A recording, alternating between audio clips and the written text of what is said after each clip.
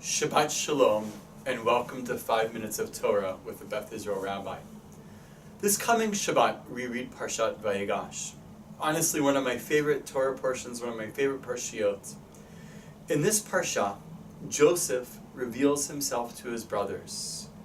The brothers are in Egypt, seeking refuge and food in the midst of famine.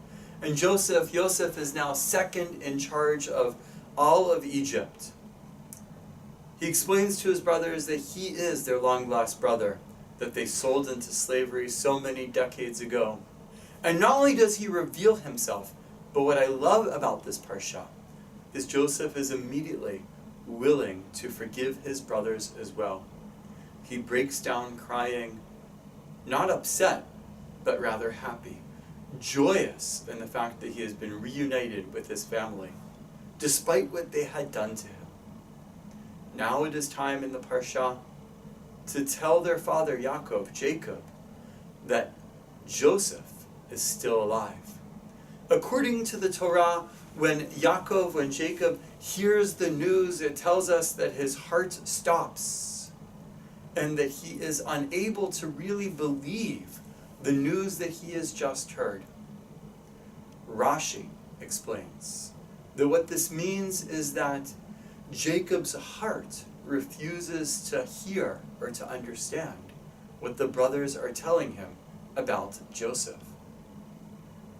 However, Sforno, just a little bit later and in Spain, explains that this actually means that Jacob's heart has stopped.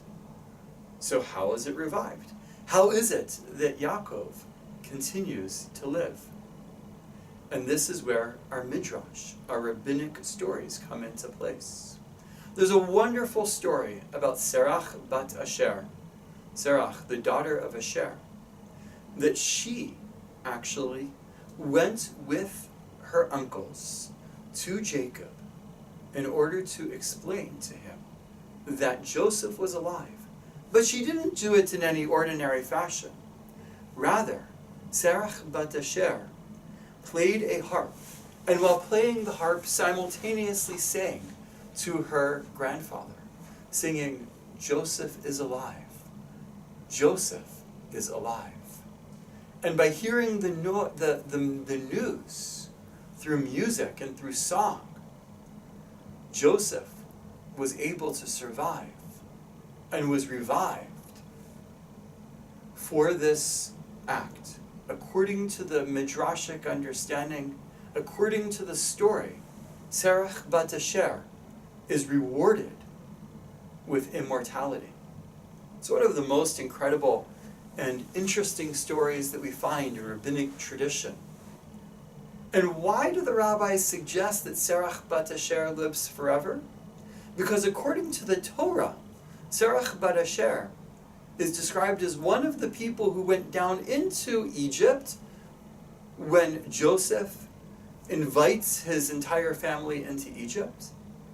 And then also according to the Torah, Serach bat Asher is one of the people who leaves Egypt hundreds of years later, after the Israelites are freed from slavery in Egypt.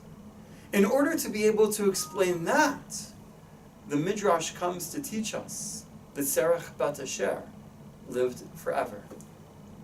And that reward came from her kindness, her gentleness, her beautiful voice, her desire to do right by her grandfather. This, I believe, is a wonderful insight into the rabbinic teaching of mitzvah gereret mitzvah, that the performance of one commandment leads to the performance of another commandment. Or the idea that what we put into this world comes back not only to us, but to others as well. None of us are like Serach bat Asher. None of us will live forever. But what is absolutely clear is that when we inject kindness into this world, when we do right by others, then not only will that come back to us, but it indeed will affect others for many years, decades, and generations to come. Shabbat Shalom.